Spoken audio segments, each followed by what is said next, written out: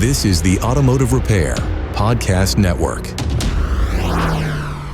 Hey everybody, Carm Capriotto in our 11th, going into our 12th year, Remarkable Results Radio, another Town Hall Academy. I have an eclectic group of shop owners here, and we are going to talk about the rise of the specialist. Ooh, I'm so excited. You don't have an idea. I didn't sleep last night, so I could be here to talk about this with Craig, Tom, and Brett. We have great sponsors that make this show possible. Hey, let's face it, your shop management system is the most critical tool in your shop, and NAPA Tracks will move your shop into the SMS fast lane with on-site training, 6 days a week support, and local representation. Find NAPA Tracks on the web at napatracks.com. Ready to optimize with today's class? Boy, listen to an episode we did with David Boys. Great program. Roll out a training plan for your automotive shop. In just 5 minutes daily, you boost knowledge, retention, and improve team performance. Start seeing results today. Join your peers at todaysclass.com. Shop owners, stop juggling multiple marketing tools. KUKUI's integrated platform, they deliver 4 times better website conversions, automated follow-up, and real-time ROI tracking. Get industry-leading customer support with KUKUI. That's KUKUI.com. You're probably tired of chasing new customers who never return. We understand. Pit Crew Loyalty ends the one-and-done cycle, turning first visits into lasting, reliable revenue. On the web at pitcrewloyalty.com. Okay, let me introduce my panel. Craig Noel. How you doing, Craig? Peachy Keen. Sun Automotive, Springfield, Oregon. 4 locations, or is there a 5th that I don't know about? 3 in Eugene, 1 in Springfield. That's our Horace and Junction City. So I got 5. 5. It's like watering a bamboo tree. Sooner or later, it just goes, whew. It does. All of a sudden, you're from 15 employees to 30. You're like, wait a minute, how'd that happen? I can't keep up with you guys. Brett Beachler, CEO of Beachler's Tire Automotive Center, Peoria, Illinois, was there this past 6 months ago, maybe. And the timeline on the wall in the lobby for the customers talks about the lineage of your family business, 75 years. And I know you're celebrating, in a couple of weeks? A couple of weeks, yep. You got to be so proud. Excited about it. Yeah, it's pretty humbling. Or it all boils down to it.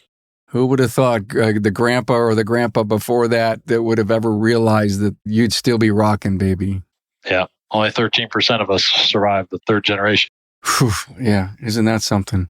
But thankfully, God blessed me with a competitive spirit. I don't like to lose, so. I love that. That's true. Well, that sets the tone for our episode here. I know. Tom Palermo is here, preferred automotive specialists from Philadelphia, PA, family business, dad Joe, over 30 years now, huh? Oh, yeah. 40. Yeah. He's in a couple days a week. Yeah, 2 days a week he's in. So he comes in, looks around, gives me the nod, goes home. That's what dads are for. That's right. Yeah, no, we started the business back in the 70s. So, yeah, it's been a while. Yeah. Okay, it's been a while. So that's not 30. That's more like 45 or maybe close to 50. He'll tell you it feels a lot longer than that, I assure you. I've heard so many stories about dad coming to work and parking in the wrong spot so customers can't come in and all that junk that they say, Dad just doesn't want to let go. That's a whole nother podcast, Carm. Oh, my God. You're also the vice chair of ASE. I am. Yeah, proudly so. The coolest. Hey, look, everyone, we have a podcast listening app that I just want to remind everyone around about. And what we've recently done is got this really cool URL, ARPN, stands for the Automotive Repair Podcast Network .app. And you can go right to it, to either do your Android or your Apple thing and get it. So much good stuff resides on there, and the ability to watch the video and or share it with friends. And we appreciate that. And we appreciate all the great support that we've had through all the years from all of our listeners. So we are going to talk about the rise of the specialist. 2 years ago, Tom, you were reminding me that I gave a keynote, my first keynote of the series of keynotes that I've given for the rise of the specialist, of which is something that I started to write maybe 2.5 years ago. And then Dave Johnson, Jason Rainey, they all said, hey, you got to come in and talk to us. And then I got a keynote to Ford Motor Company because of it. And then I've been traveling a lot of places to share this message that we need to stop calling ourselves techs, mechanics, wrenches, and even technicians, because the field is everybody's stealing the word technician. As I say in my keynote, look at Tracy, she goes and gets her nails done, and there's a sign, nail technician wanted. It's amazing to think how many industries have taken the word technician, so it's time for us to leave it on the doorstep and embrace the word specialists. And it all started, you guys know this, I've talked about it a lot, from me looking at the food industry and chefing and how important being a chef is in that industry. It's kind of almost ASE-ish, if you will, Tom.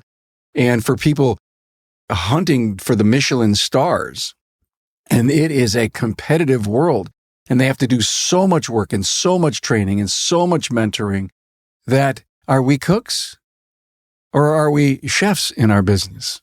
What's your thoughts, guys? When you gave that talk to us back at our June meeting 2 years ago, the content was great, but that was something that really, really stuck to me. And I brought that back home with me. And as we were talking about, I had a meeting with my managers and I said, are you cooks or are you chefs? And they just kind of they didn't blow it off, but it didn't hit them at first. And then I said, no, really, think about it. Are you a cook or are you a chef? And they said, well, guess I'm a chef. Well, what does that mean? What does it mean when you're a chef? That means you're trained, you have expertise, you've put in the time, you've put in the effort. When you start to look at it like that, it changes your mentality and it really changes the way you see yourself and the way you see your coworkers and the way you see the industry. I can't thank you enough for putting this together because it's definitely due. We've always been clamoring about respect for this industry. I think this really kind of puts a fine point on it and lets everybody understand, hey, look at all the things we do as an industry and as people that work in this industry for our customers. This is not something that, you could just wake up one morning and decide to do. So we are truly specialists. Has anyone stopped to think about this technology marvel on Ford tires? We respect it. We know we're challenged by it. We know we educate toward fixing it. But my God, we don't talk that level of sophistication to our clients. We just said, well, our mechanic will look at it or our tech will look at it. Well, what does tech mean? And the power of the word specialist, I have a technology specialist. I have a calibration specialist that's going to look at why this light's on your dash or the fact that you had some work done on the vehicle and it's not driving the way you expected it to drive. And I love the fact that if you say, are you cook or chef? Oh, by the way, all of this is clearly outlined in our declaration, and you could get it at remarkableresults.biz on our downloads page, okay? And here it is. There's a brand new version going up, and it's a 10-page, some pictures and documents in it, and I'll share a little bit about it a little later. But here we are. When you say cook or chef, is the angle, and I wasn't in your meeting, but a little later, so does that make what we do at this highest level? You point to somebody, aren't you really a specialist in this field of diagnostics? And somebody would stop and say, yeah, so that means you're a chef. And so let's call you a specialist because you know this technology. You study it, you know it, you've got the equipment and the tools, and you struggle and you learn just like a chef would when they're creating a new dish. Because, oh my God, it just hit me, guys. They're creating new dishes all the time, new flavors, new spices and everything. They're trying to one-up everyone. Those are like all the different models that we work. Think about, there's nothing really standard in the high-level chef industry. It's always moving and changing. I think this analogy is stronger than I ever expected from a couple of years ago. What say you, Brett? What you just said, Carm, is fascinating. It just shows the difficulty and the challenge of changing human muscle memory. I'm challenged by it too. I hear my guys say technician often. And my next step is to put the specialist business cards on their computer to say, these guys are technology, mechanical, and or specialists. That's it. Carm, and it's interesting you said this because I've caught myself saying this. We're going to have the technology specialist look at the car. Like even that one word choice. No, my technology specialist is going to perform testing on blank part of the vehicle. And right there, it adds value. Right there, you're telling your client, you're not going to get this for free. You're going to pay the doctor for his time and his testing. I think that's one of our biggest challenges in the industry. And you know this, Carm, you've been pounding us for over a year, is changing mindsets and getting people to over and over and over and over practice this and say, no, this is what we are. We are not cooks anymore. We are chefs. Do you understand this? And I think it makes it less cumbersome for our advisors, or as we call them, our client service advocates. I think we make it less obtrusive for them to sell the value of what we're doing here. And if guys can get to that point of understanding, like, here's why we're doing it, because we got to paint the why, of course, I think shop owners and leaders of the shops are going to be successful. It's really that simple, because we all revert back to muscle memory. I thank you for that. And before I get to you, Craig, I got to share a screenshot. It's a business card idea that I just gave a keynote to some young people in college. And I wanted to really explain that as you evolve yourself to be a calibration or technology specialist, your business card should reflect that. Please work for a shop that wants to do this for you and wants to give you that kind of recognition. So thank you for just mentioning the word business card. I think it's important that we drive these new titles, these new and improved titles into our people, because I truly believe it can have effect on the psyche of even the specialists that are working on the car. Like, I call it the peacock syndrome. Like, their shoulders are back square. They're like, this is what I do for a living. I'm proud of what I do versus, take it to that mechanic over there. It's just so. So I'm going to take that one step further, Mr. Beachler, because look, I professionally hung up the wrench in 2008. Obviously, I've been involved in this the whole time. But as it led up to about 2015 to 19, and that the tech side of it started to increase on the car, and then we got hit with COVID, something specific happened. It drove out the older guys that were tired and long in the tooth. We started to experience even an increased shortage of available technicians. And what I would say to what you stated, which I think is very, very important, yes, it's a title, but I think it is recognition that has been overdue for years. Because we are talking about people that not only have to have the mechanical aptitude, they've got to have the IT aptitude. They have to have the aptitude of hydraulics, which is a plumber. They've got to have the aptitude of electronics. I mean, you put all four of those positions separately together as an annual salary, we're underpaying our guys right now, are we not? Right. And it's interesting how the perspective from the consumer is that, it's easy, it's simple, and it's not. And I find it our responsibility as leaders of the industry to be able to work through how we are, A, recognizing our people, how, B, we are educating the consumer via the confidence of our CSRs or our advisors through education that builds confidence in what value the technician is establishing, because that's going to establish our recognition throughout the country in regards to the career path that you can have that is extremely rewarding. I've said it before. We've talked about this for years, Carm and Brett and everybody. Look, I want my guys to be able to pull in next door to a doctor and say, hey, my education's paid for and I got a better truck than you. I mean, at the end of the day, right? So sorry to kind of get off on my bandwagon, but I'm so passionate about this because it means so much that just has not been given to our industry finally, where we have the entire family in our hands, basically, of the car, right? It's just not the patient on the table. The entire family is going over the mountain and it's going to go skiing. And if that brake bleeder is not accurately tightened, right, what can happen? So, we got everybody accurately torqued. Accurately tightened. Accurately torqued. Yeah, there you go. So I think you're correct. Craig, there's another part of this. We need to do this internally with ourselves. Without a doubt. What I mean when I say that is, so as shop owners, we need to make sure that we're supporting each other. So that means when Mrs. Jones' car comes in from another shop, our first instinct isn't to throw the other shop under the bus. Because you'll notice when you deal with doctors or you deal with professional, with those types of professionals, very rarely do they badmouth each other and try to do things like that. Right. But that's a place where we really need to focus so that there's kind of a homogenous kind of message that's going out there. I think this is a great, great first step to that, because it kind of smacks you in the face and it makes you realize, hey, wait a minute.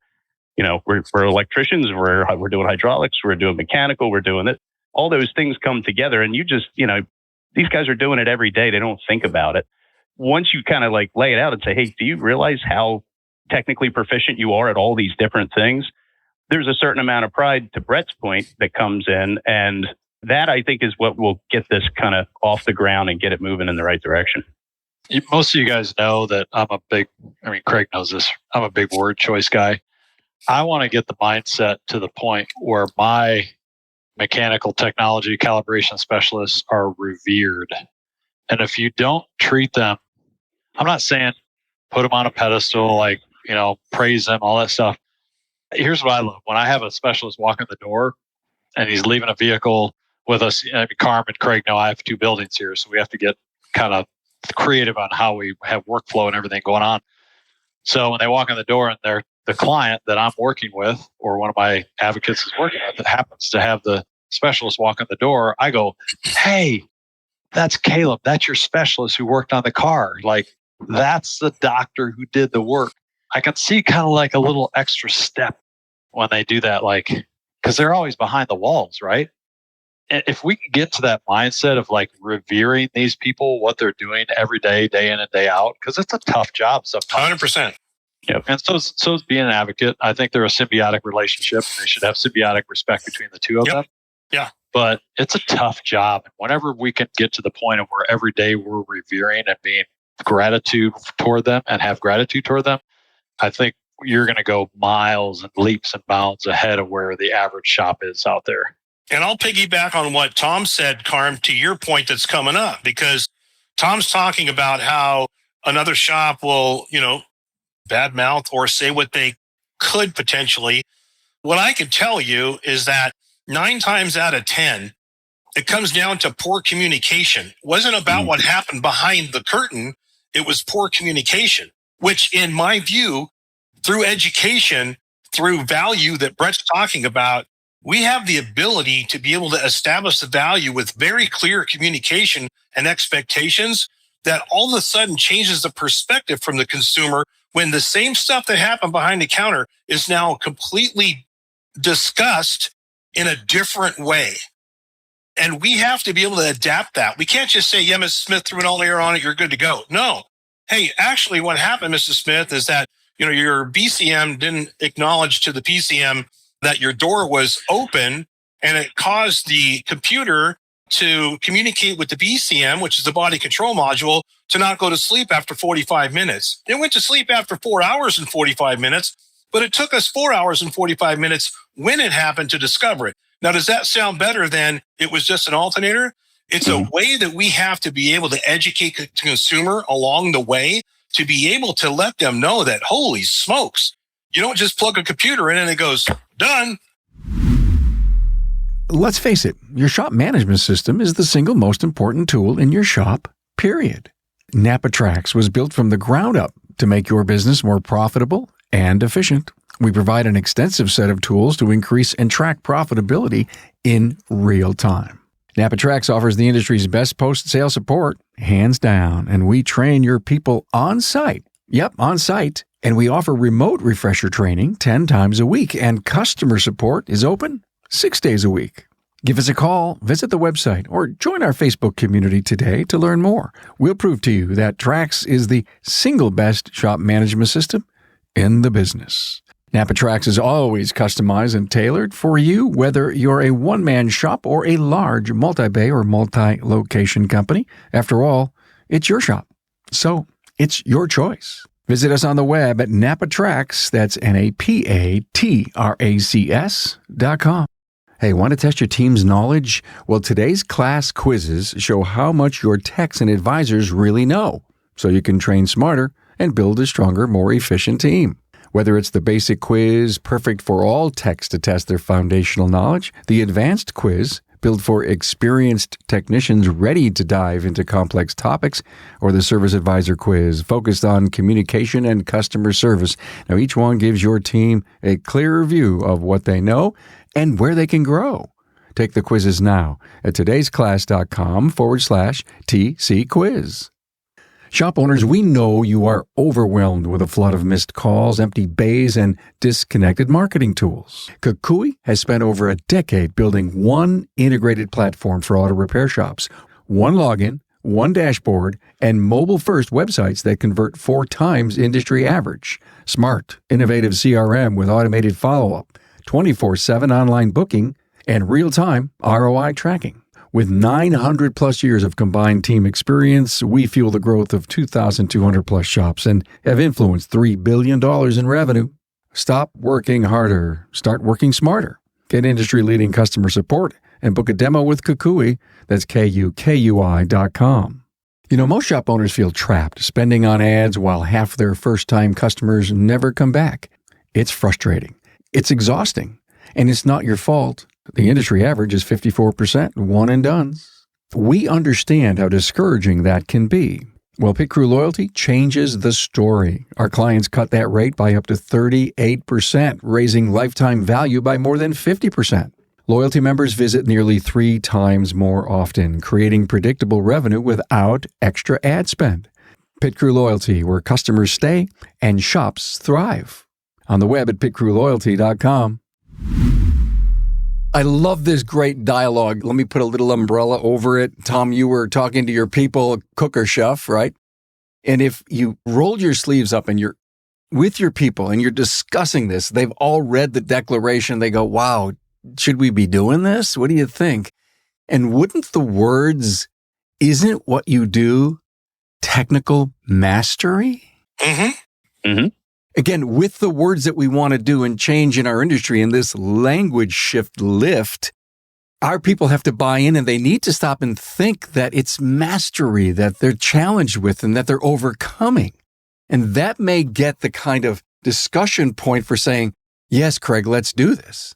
I think you're 100% right. And, Craig, to your point, this is why whatever, your CSR, service advisor, whatever your title is you've given them, they are critical in passing this message along. Mm-hmm. Because most shops, it's not the technicians that are dealing with the customers, it's those folks. So that's a place where definitely need to spend some attention and give them the tools to be able to be the specialists that they are. Because really, when you think about it, they're the go-between between the back of the shop, which is super technical, and maybe Mrs. Jones doesn't know much about vehicles. So they have to translate all that, all that to her, all that gobbledygook, and make it make sense. And still get the point across, Craig, that this is a complicated problem. We put our diagnostic specialist or, whatever on it. And here's all the things that led up to the problem you had. Here's the reason you had the problem you had. And here's how we resolved it. When they start, if they can get that message across to the customer, that will help drive this, because then your shop becomes your gold. And if we all do it, it's that rising tide, saying it definitely lifts all boats. So. We're working on one of the most advanced machines ever built, and they continue to advance beyond what we could ever keep up with, and we're using outdated job titles. 100%. Don't forget, we're expected to get it right every time the first time, Carm. Well, now, so interesting, because I was going to come right back to this part of it, Tom. So, Carm, a simple thing that happens in our industry on what I would call shops that need to get up to speed with how we set ourselves up for success is when we know or we suspect that it's going to be a certain component. I have a laminated thing in the end of my terminals. I think I've told you guys this before. Don't promise what you don't know. Mm-hmm. So if we're going to say to Mrs. Smith, right now we know that the alternator has failed, but we can't complete testing on the system until that's replaced. So again, we're setting ourselves up for further communication, an additional potential repair or add-on. But when we blanket statement and simplize it and say, hey, Ms. Smith, you just need an alternator, that's it. And you call back 2 hours later. Well, Ms. Smith, it's all of that communication and how we do it and how we educate them about how an alternator works. I mean, it can go on and on and on different systems, Carm, but you get my point. It is within us. It's our responsibility to change the way that we work, because it's like a 4x100 relay on a track race. And every 4 of those key positions in our industry, if we don't hand the baton off just right, you're done and you lost by 2/100ths of a second. And so I liken it like that. It's like every aspect, right, from intake to appointment setting to communication advisor customer back, or advisor technician and back to the customer, it all has to flow very, very well. And the way that we set ourselves up, it just means better respect, better value, and of course, better education and a trusting consumer. Carm, your assessment, and Brett, you said you really hang on words. This is a place, what you described, Craig, was, when you say the word diagnostics, that's a very finite word. Mm-hmm. I'm going to diagnose your car. Assessment, okay? Testing, it's testing, it's evaluation, it's something along those lines, so that the expectation isn't necessarily, look, we want to diagnose the car right out of the gate and get it right. But sometimes there are problems that, we have to get to a certain point, get ourselves 100% there, and then continue testing. Could be other issues. That's correct. So that's where, Carmen, this is, the language that you're using here, Brett, what you're talking about, Craig, words matter. And we really, as an industry, need to stop using the shotgun and start using the sniper rifle. Yeah, great analogy. Very true. I love that. Hey, guys, here's another slide I want to show you. The work evolved, the language didn't. Look at that. There you go. And of course, no matter what people tell you, words and ideas can change the world. Yeah. Carm, I think in the end, what you've spearheaded, there is no gray area about this. It is something that must be completed by the leaders of all these top quality automotive shops. That's not the question. The question is the top quality leaders of these shops. Come on, guys, let's get moving. It's turning around and inspiring this improvement, not change, but this improvement in our industry. That's going to be where the rubber meets the road. That's going to be the challenging part.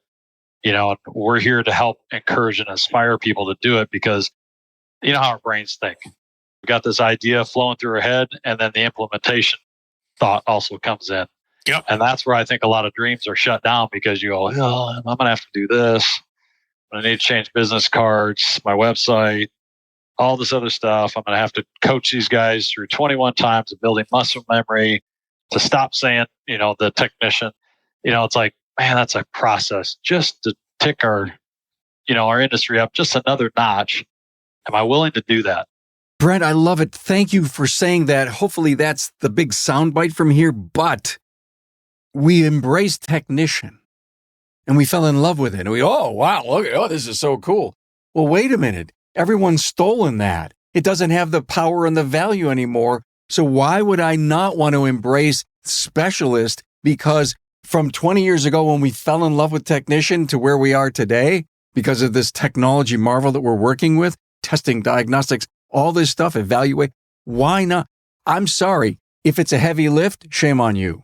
I'm not discouraging people. I'm just saying, I understand the mindset of what's going on in these leaders. They just got to bite the bullet and make it happen to go, I need to take my business to the next level. I agree. 100%. Therein lies the challenge. Now, the very first bullet point on my mission statement is that we strive to improve the automotive industry every day. And this is part of it. We have to live and breathe the fact that who we have, specialists, what we do is technical, and what we provide to you is valuable. I mean, Carm, you're right. It's not just a word track anymore. It's recognition. It's raising the level of our industry and the consumer's view of it. It's going to take a while for all of us to buy in and row in the same direction. Yeah. And that was, Carm, you talk about going to technician. It was a long path to get people to go from mechanic to technician. I mean, it was torture, but we did it. And then everybody else stole it, to your point, Carm.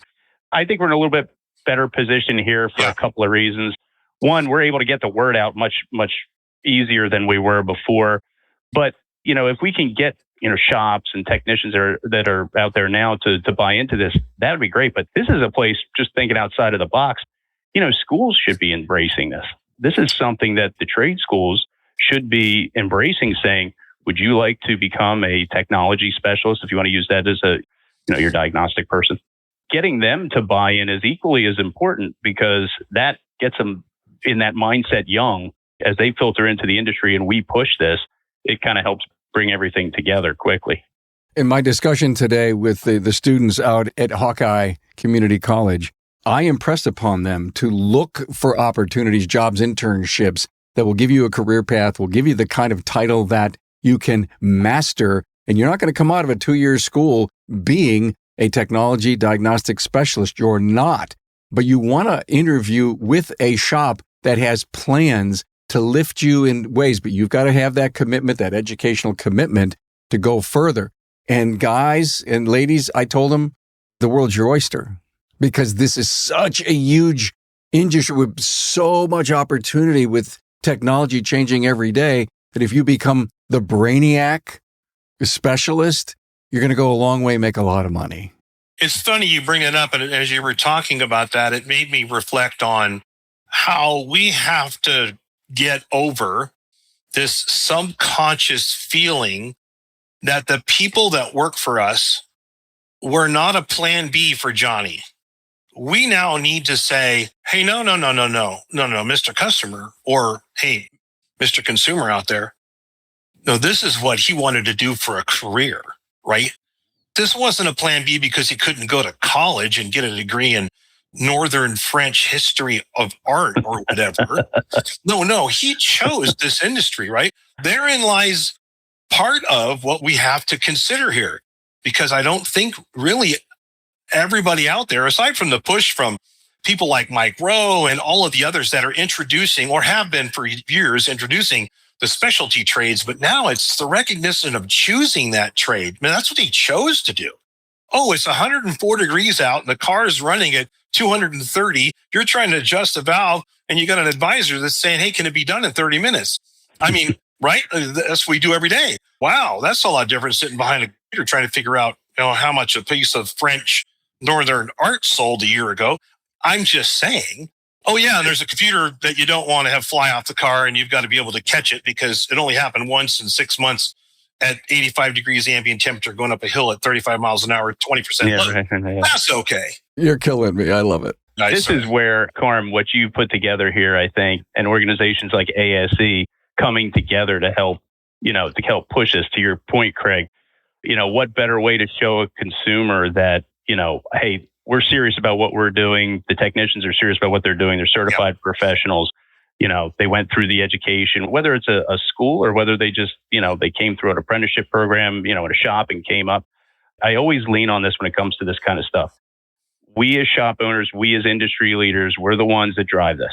So if we're not expecting it, if we're not telling our people, hey, ASE is important, let's do it. It's a great representation to the consumer and your colleagues that you're serious about what you're doing. And this wasn't your plan B. This is what you wanted to do. And this is how you're going to build a life for yourself and your family and have a career, not just a job. This isn't just a job.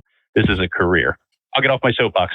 Guys, you're here because I know you each have soapboxes. And I have one too. In fact, I'm going to show it to you in a few minutes. I actually have a real one. Anyone out in the area of hearing us know Mike Rowe or can get me an email to Mike Rowe. I want to send him The Rise of the Specialist. I want to send him that paper because I think he could help us in certain ways as he does his social media stuff and he's in front of people to start saying that the people who work on your vehicle, those skilled career people, are specialists. And that's where they're heading. Now, one of the big pushbacks that I get when I talk to people about this, he says, Carm, you don't understand. I can't make that change because when I'm looking to hire people and I go on Indeed, if I don't have technician I says, fine, put technician in the title for your request. And in the body of who you're looking for, start using the word specialist. And I think that we could get over the hump with that. What are your thoughts? Agreed. Wherever we can do it. It's not going to happen overnight, Carm. So, we still have to kind of play in that end of the pool a little bit. But I think as the language starts to evolve and people start to change their mindset, I agree with you. If you have to go on Indeed or if you're putting a job and you want a technician, whatever, and then throughout the job description, you use technology specialist, I think that's totally doable. And eventually, we may not have to do that ABC thing anymore. I've never been a fan of it, but unfortunately, it's just something that kind of took and stuck. So, because there's a lot of people that are in between levels there. And so do you call them a C plus? Do you call them a B minus? Do you call them a B plus? Do you call them an A minus? There's not enough definition there. I'm with you, and I don't want to go too deep on this, but if I ask Brett, Craig, and you the definition of an A, B, or C, we would have 9 different definitions. I would rather say, listen, I'm looking for a calibration specialist who's got 3 years of experience or 4 years of experience. That could make them a B or an A in your mind. and let them come in and sell yourself and ask the right questions to help define what it is that you're looking for. Because there are people out there that think they're A's and they're not, but they're going to apply. Oh, that's happened to come. Yep, that's happened. Maybe once or twice. Yeah, once or twice. Yeah. I had a recent ad with Chris Lawson. I put it out there and I recruited a tech and it's fantastic. I had the range of the, potential income on that thing. And you'd be amazed at how many guys who are C- techs that came on there. Nothing against Chris Lawson, because I found my guy. He's coming from Minot, North Dakota in 2 weeks to start my business. But it's funny when you put the definition of, yes, we need a top level tech, whatever it may be, and they're still going to say, hey, I'm a top level tech. I just started working at Midas as a basic guy, but I'm a top level tech. Thank you for this, Brett. What if you sat across from them and says, okay, so you're a top level tech. Could you be a top level specialist in my business? What the hell is that? Because we're all saying the word tech or technician right now because it's ingrained in our muscle memory, as I think, Craig, you said. I'm in meetings and I'm in Buffalo. I'm in a NAPA BDG. I'm in an independent group and I'm in there. And every time I hear the word technician, and they know that Carm's going to scold them at the end of the meeting. The meetings will now begin. Right. Until morale improves, right? That's right. Yeah, exactly right. But it's interesting, you think about that. If you're having a conversation with a prospective, employee, a specialist, the conversation begins to start to take on this technician label. And you have to, what if you stop right there and say, well, no, we're not looking for a technician. We're looking for a specialist that has about 15 years experience. And all of a sudden they like, oh, wait a minute, maybe I don't fit that. It's going to take as simple as even those things and word tracks, and it's going to take that. Totally agree. Can I share another slide with you? Absolutely. Sure. Right here. Look at this. So when you think about the ists that we have in our world, right? We have ecologists, we have environmentalists, we have urologists, we have all these ists, and they're designed on a level of focus and expertise. And in the doctoring world, lifesavers, right? They're lifesavers. Why wouldn't we be, if you will, longevity lifesavers for a vehicle to last 250,000 miles? We're just not mechanics that we live in this dark blue-collar world. We're ists. Yep, that's it. And as owners, we are therapists. I'm just saying. He's not wrong. Yeah. You notice nobody's arguing with you, Craig. Nope. Yeah. I know what you said, that it's going to take us some time. I haven't done an episode like this ever because I just wanted to get our latest version out. I wanted to get the creed going, and it is really time to make a push and get out there in front of our industry a little bit bigger and better and stronger. And in fact, the people that sell us parts and make us parts need to hear this, and they need to be part of this. Here's my position. I'll just give you my two thoughts. Every day, what do? Well, we're already trying to be relevant on social media to some degree. We are constantly communicating with our parts suppliers and vendors and representatives of such. On those two fronts, when you start using this terminology, word will get out, and all of a sudden people start to hear, well, now, wait a minute. They're looking for specialists, and I'm just a technician. They start to then say, hold on a second, that's another level of recognition. And it will start there. At the same time, we're going to have to take time because that's going to be the slow moving Titanic where through education, through our communication with consumers across the counter, then there becomes even further layers of the ability to communicate how complicated our industry really is and how it desperately needs these specialists, right? So then it goes home to the kitchen table and it's discussed about, oh my gosh, hey, Johnny, I just saw Automotive. You should really check that out because they are passionate about what they do and they've got specialists that work on this, that, and this, that. You need to maybe look into that your senior year. Those are the conversations that need to be had. Start them in 6th and 7th grade. I didn't mean to quiet you up there, Carm. I was just trying to give you my 2 cents. Because I'm out in front of the high schoolers all the time. I think you hit all the points. You're right. You got to start them early. Yeah, you got to get out there. And, I think things are starting to turn around for all the trades, to be honest with you, Yep, because they people are realizing that, going to school is an option for a lot of people. And it's some things you have to do that, but it's not the only option. And I think we kind of, as a society, we did ourselves a disservice by pushing so many people that probably would have been fantastic in our business, specialists, from getting into this industry. God only knows what they're doing. But I think that tide is starting to turn. And I was listening to the radio this morning, and I heard that there's some universities that are starting to look at putting trade programs in. And at first, when I heard that, I was like, well, that's great. The word's out. And then I thought to myself, wait a minute, is this, what's this going to look like? So even they're starting to get the picture that, hey, the trades are a viable option for people to have very, very good careers that, to be quite honest with you, pretty much stand through just about any economic hardship. I mean, really, when you think about recessions and things like that, there's no more recession-proof business than this. I don't know about you guys, but 2008, I was expecting disaster. And it actually went the other way. We grew a lot. Even with COVID, after the first few months, we grew again, an incredible amount. So I think we need to communicate that, and we need to have the right people communicate that. People like you, Carm. Yeah, it'd be great if you could talk to Mike Rowe. That would be fantastic. I would love to see that interview. It'd be a great interview. I got a way to connect to him. I'll send it to you. Carm. Really? Yeah, I'll send it to you. I don't know personally, but baby, I'll send it to you. I'll send you a gold coin. Brett, you might get that gold coin after all. That could happen. That could happen. 75 years and a gold coin from Carm. I mean, what else do you need? The one layer of this, I'm only going to tell you from how I feel about this. Now, the one thing that I'm trying to wrap my head around is this. If we look at the other trades, the consumer out there views them differently than our industry, and I'm trying to wrap my head around why. Here's what I know. After 40 plus years of doing this, it's different when you have a plumbing problem. You got to get the plumbing fixed. It is what it is. You got to go to the doctor. You got to feel better. You got to go through all that.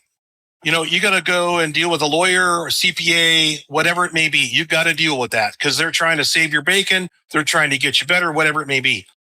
Our trade seems to be the one on the low end of the ladder where, unfortunately, it's pay a lot of money to get the keys back in general, to get the keys back, to continue, go to soccer practice, get groceries, and continue on with life at the same time that your vacation's affected and everything else. And so along with that layer is this distrust layer. And that's the hardest part that we've got to try to, that's the gap that we've got to put the effort into while we are thinking about this, because we're facing right now market compression. And we can only charge so much right now in the tolerance of what the customer is comfortable with. But we've got to be able to pay these specialists X amount to gain that respect and be able to make that great income. That if we don't start to begin to show the value so that we can be rewarded fairly for our skill set. When you look at a plumber that's going to come to your house and they say, well, I've got 2 guys on the job, so now I'm charging you $300 an hour, or a lawyer who's $50 per email. And we can go down the list of whatever those may be in isolation. But I'm just telling you right now, we've got some hurdles to cross with this because we've got to gain our value and improve our value to be able to get away from this market compression that's going on right now. Look, when you said you silenced me before, I was just moved by what you said. And it felt really good inside of me and in my heart for all the great things you said. Listen, before we leave, I do want to bring up the creed that we all helped write. I'd like to read it. It doesn't take long. It's a declaration for the professional automotive service industry. We are professionals who repair, diagnose, interpret, and solve complex problems. We are specialists. We are part of a high technology profession. We apply knowledge, skill, experience, and judgment at the highest level. We protect the safety and reliability of every vehicle entrusted to us. We reject outdated perceptions that diminish our role. We embrace the responsibility, pride, and professionalism of being specialists. We elevate our skills through continuous education. The title specialist is not given, it is earned through dedication, discipline, and mastery. We take pride in that responsibility and we honor it by earning your trust every day. This is not just a change in words, it's a transformation in identity and how we see ourselves and how the world sees us. We're automotive repair specialists, and the rise of the specialist has begun. On my downloads page, remarkableresults.biz, you can download this and look, here's where it happens. You buy in, the team is ready. This goes in the lobby, a couple of places for your clients to see, even on a plexiglass piece on the counter. It's near the time clock. It's back in the lunchroom. This helps build that culture of being specialists. And I think there's some pride in this language shift for people to recognize when someone ends up going through an 8-hour class at an event and they come back and they feel strong about their capabilities now, they're just a tech or a mechanic. No, they're hunting toward the specialty that they're so good at. I would even take it so far as to the appearance and the image that your specialists have. I was shaking down local restaurants the last couple of weeks for our 75th anniversary, doing a big raffle. And I walked into the local Chick-fil-A and everybody is dressed like me. And I'm like, if a fast food, high quality fast food restaurant can dress their people in nice shirts, collared shirts like this, why can't we do something like this? Why do we have to look like turds from 30 years ago? It's such a drawdown to look at guys like that. That's where we come in. And when I say we, I mean owners. Absolutely. That's where we have to push this. We have to drive this. It's the appearance of your shop. It's the appearance of your people. It's putting the creed up in the break room and out front. More importantly, out front for people to see.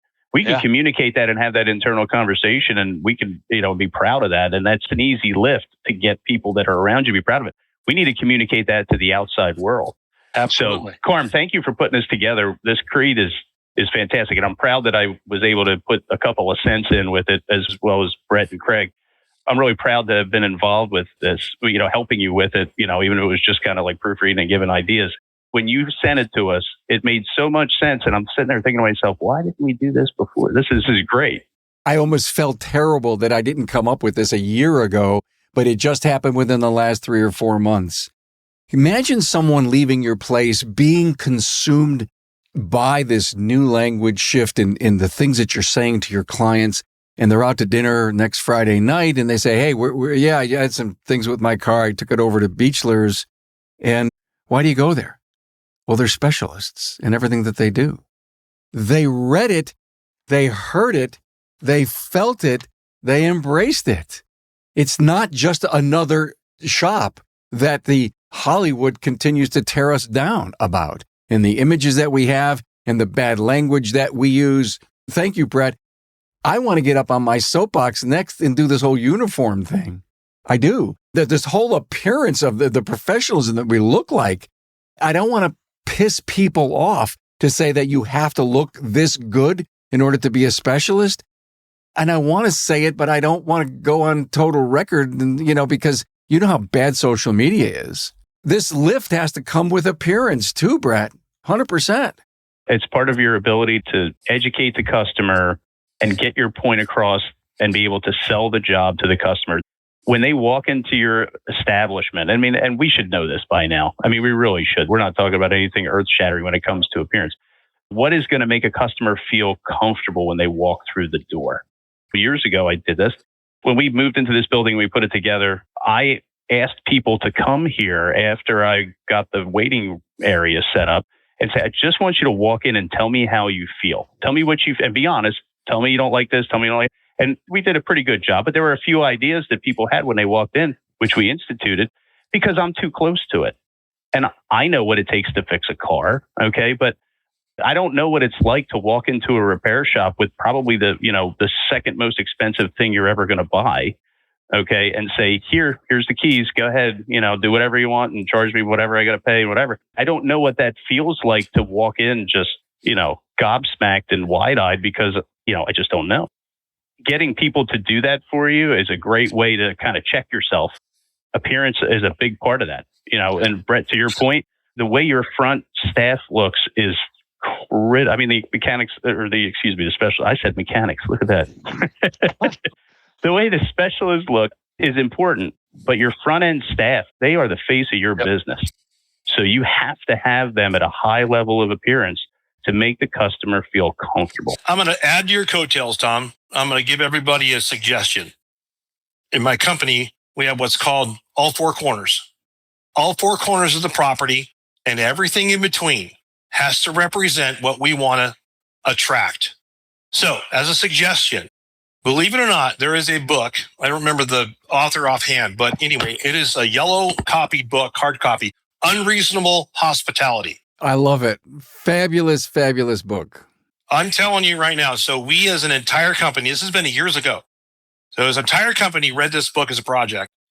And what's interesting is that even the technicians bought into this because as they started to identify each person within the book, whether it's the maitre d', the chef, right, the waiter, whatever it may be, it was a great analogy between how each one of them needed to interact. But what was most important was at the end of the day, as this restaurant wanted to strive to be number one in the world, it was all about how the customer felt and to discover through the process about each one of their responsibilities about how a customer or a wife or whoever it may be able to turn a plate over exactly the right way to who made the plate in the manufacturer and the level of detail.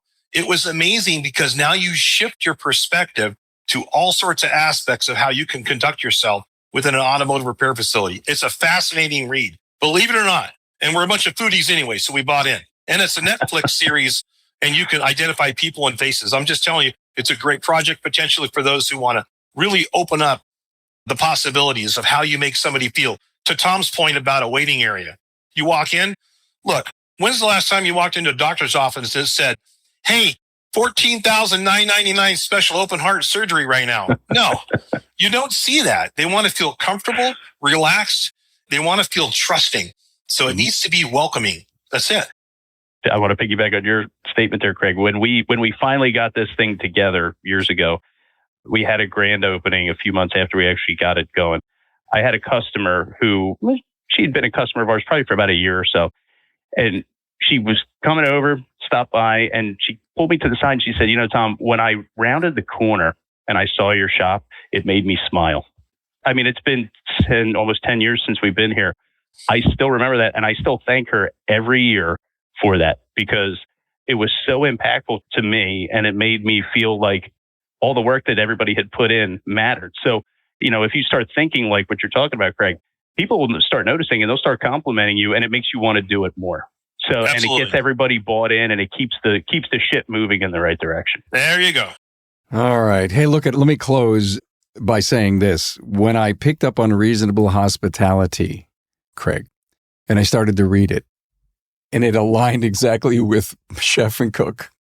Okay. And the whole piece of the specialist and how I ground myself to this, I realized that I needed to write the creed. And that's Unreasonable Hospitality. Not forced me, but I said, we're missing something in this language shift. And it's what I read in the book and the passion that they had for getting where they wanted to get. So thanks for bringing that up. Hey, I had a blast. Thank you for coming on and sharing all of this. Oh my God. Tom Palermo, Brett Beachler, Craig Noel. Thanks for being my friend and thanks for being champions for the specialist. Gentlemen. Our pleasure. Our pleasure.